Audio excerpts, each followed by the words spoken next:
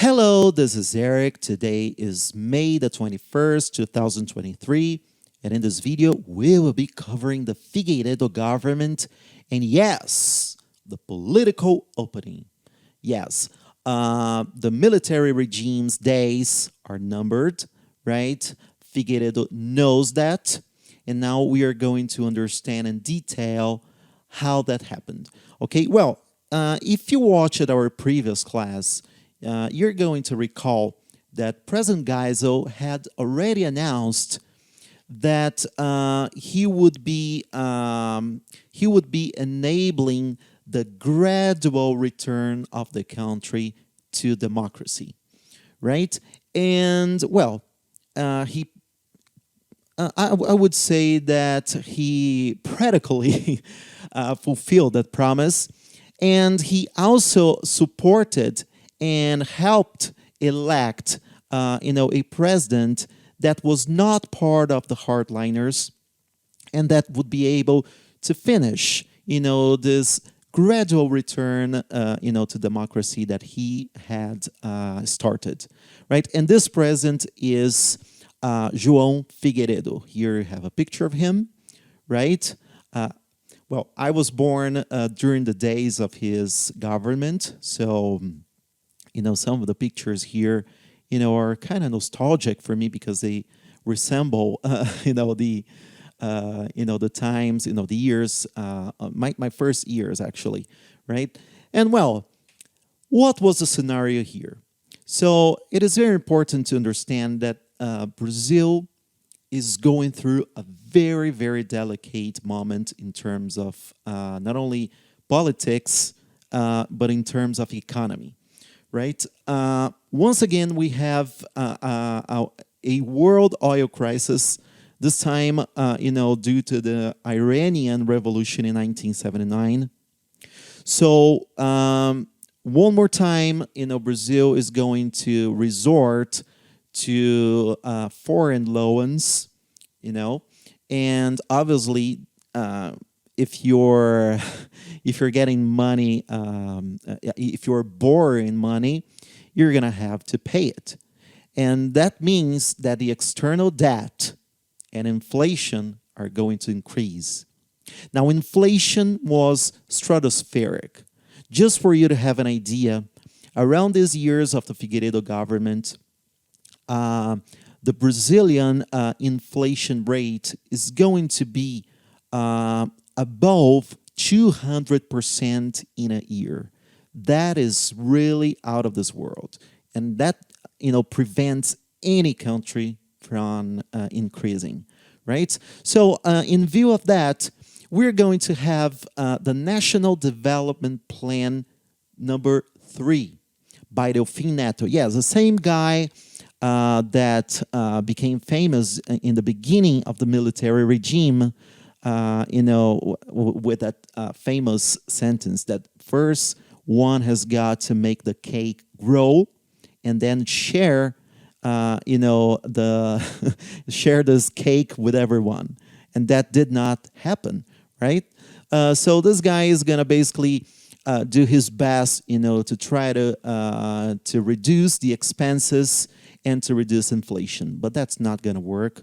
Especially because, as I said, because of the Iranian Revolution in 1979, which complicated everything in terms of oil to Brazil, right? Brazil was still very dependent on foreign petroleum, right? And that was really catastrophic for us. Well, in the political scenario, we have a president that was pretty much aware that the military regime's days were numbered, right? So he began his government with the amnesty law. We're going to see a brief video shortly, with with a fraction of the president's announcement, right? And this amnesty law was really, I would say, a total lack of respect, by the government with the Brazilian people, because the amnesty law totally ignored, all the assassinations, all the people that had been murdered during the regime, right? They didn't tell, they didn't say anything about, these people that were killed, murdered, and that disappeared in the military regime days. And also, they simply accepted, those people that had been banished, that had been invited, to get out of the country, but uh, they didn't apologize. They didn't say anything. Basically, you're going to see here in the video, how disrespectful and not only disrespectful, but how I would say, the president and the whole regime, they really acted like hypocrites, in the way that they affirmed democracy and, many other things that really did not happen during the regime, right? In the same year, the end of the bipartisanship is going to be decreed, right, through the party reform. So no more arena and MDB. Now we're gonna have all those political parties back to the political scene. So we have PDS, the Social Democratic Party, PFL, PMDB, that is basically the continuation of MDB, right? We're gonna have the return of the Brazilian Labor Party, PTB, PDT, Democratic Labor Party, and PT. Especially this one, the PT is going to become really famous, along the years. And this is where current President Lula is going to come from, right? Yes, he started, being noticed during the strikes, in the Geisel government. And later on, he's going to become president, 3 times, So that's really something amazing in terms of how many times, a president managed to be president in Brazil. But this is going to be a topic for another class in the future, right? So here we're gonna have we're gonna watch a fraction in an excerpt of the amnesty law pronounced by President Figueiredo. Let's check it out. Por ele pode os brasileiros ver que a minha mão, sempre estendida em conciliação, não está vazia.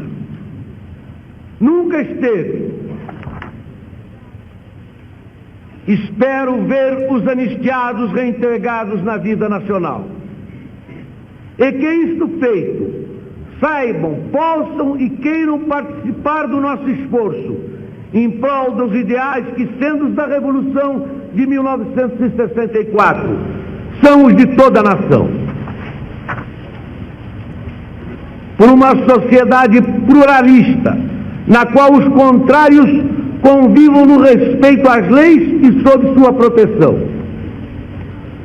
Por um regime político em que a liberdade de todos se expresse e garanta nos direitos e nos deveres de cada um. Yeah. Now here, before I play the next video, it's really amazing that, the President Figueiredo was bold enough, I would say, to mention freedom, right? He mentioned a country that allowed, people to show, all their ideas. That was not the case, really.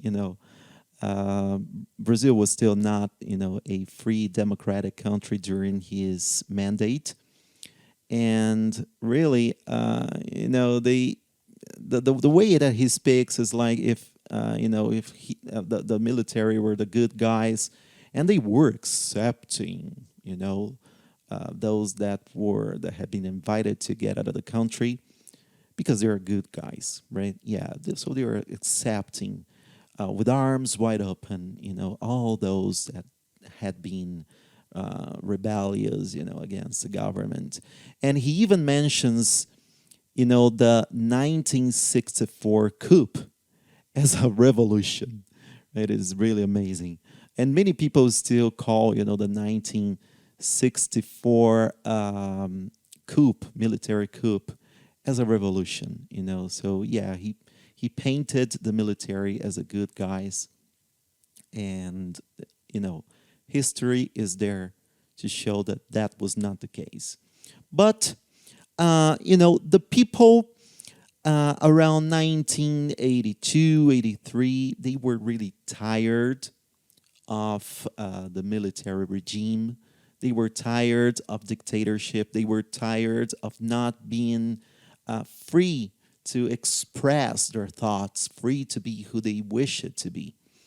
And this is going to promote the so-called Diretas Já movement, right? Diretas Já, is translated as direct elections now. Okay, so this is going to be a movement, that will little by little gain adherence, by many and many Brazilians. And you're going to understand more about it now in this video. Let's check it out. E hoje, na nossa série especial sobre os 30 anos da campanha das Diretas Já, vamos lembrar o comício que levou 1 milhão de pessoas à Candelária, no centro do Rio de Janeiro. Eu pergunto a você onde vai se esconder da enorme euforia. Nos primeiros meses de 84, o movimento Diretas Já levou multidões para as ruas em todo o Brasil. Depois do comício na Praça da Sé, em São Paulo, a mobilização ganhou mais força. Em abril, mais de 1 milhão de pessoas se reuniram no centro do Rio de Janeiro. Foi aqui na Candelária que há 30 anos aconteceu o então maior comício pelas diretas no Brasil. Naquele momento, já se sabia que a ditadura militar havia perdido o apoio da população. Base popular nenhuma, mas ainda tinha uma base no Congresso, né? Por força da arena, dos partidos que lhe davam apoio. Ex-preso político, o jornalista Álvaro Caldas cobriu o comício pelo jornal Folha de São Paulo. Já o delegado Orlando Zacconi era estudante na época das diretas. Havia todo um espírito de se representar, né, no meio da multidão. Eram 1 milhão de pessoas, mas os grupos estavam sempre carregando faixas, bandeiras, as camisas. Todos queriam dizer de onde vinham, qual era o setor, né, do movimento social, do movimento popular, que eram oriundos, então estudantes, trabalhadores. Pessoas que nunca tiveram militância política se sentiram impelidas a vir para a rua. Tanto que aqui no comício você via gente saindo do metrô, chegando de ônibus, famílias também que vinham, né, entidades, sindicatos, mas gente trazia criança. Por quê? Porque era uma luta que tinha. Então acho que contaminou aquele cansaço de ditadura. Vamos agora lutar por um regime democrático pela volta da eleição. Né? Queremos eleger nosso presidente.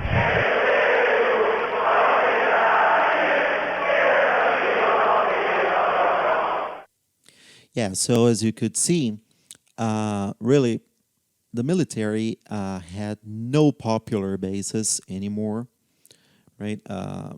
No more. The regime, the military regime had no popular support, but they still had, the political support, right? But the people was tired. Right, the people was tired of the dictatorship of the military. They wanted this change. They wanted to be able to elect, their president. And well, so we have, due to the Diretas Já movement that you could hear about in this video, and this was a movement that took place from 1983 to 1984. As a result, we had the Dante de Oliveira Amendment, right? And the Dante de Oliveira Amendment basically was an attempt, to guarantee the direct elections for president. However, due to the pressure, to the military pressure and influence in the political sphere there in the Congress, this amendment was defeated in the Congress, and that generated, way too much popular frustration. But that showed that it was just a matter of time for democracy to return to the country. And that is exactly what happened. In 1982, we had already had the opposition victory, in the governmental sphere, right? So we had already elected governors, state governors, So now, electing the president directly was a matter of time. So anyway, we had the indirect election for president in 1985. So Tancredo Neves was elected president, and José Sarney was his vice president. So all was okay.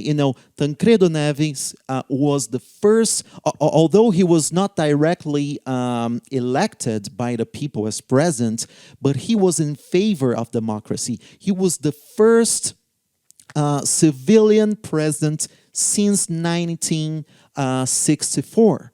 And he was in favor of democracy. He would establish democracy. However, unfortunately, we had on April 21st, 1985, his death. Some people say here you have the two guys that I'm mentioning here, Tancredo Neves on your right and Sarney on your left. Some people say that Tancredo Neves would have been poisoned. That can't be affirmed. But anyway, he died of a disease in his stomach, right? An infection. And, well, as a consequence, Sarney assumed the presidency. It was, however, the beginning of the return of democracy. We would still have Sarney, as an indirectly voted president. But Brazilians believed that Sarney would be directing Brazil to the full return to democracy. And that is what happened here. Although the people was crying the death of Tancredo Neves, they followed confident that Sarney was the beginning of the return to democracy, which would actually happen, because in 1990 we're gonna have the president being directly voted by all Brazilians. But that's something that we are going to be covering in our next video.